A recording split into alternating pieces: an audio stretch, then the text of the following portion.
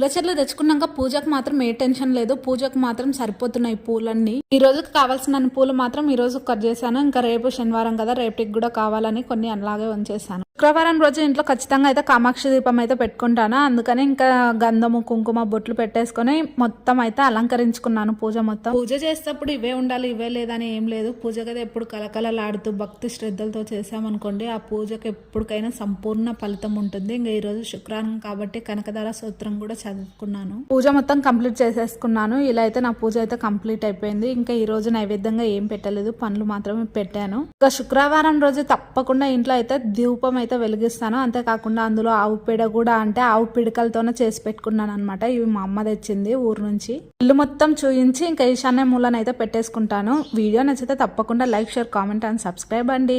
ఒక్క లైక్ ఇచ్చేసి వెళ్ళిపోండే ఉంటాను. లక్ష్మీ నారాయణాయ నమః.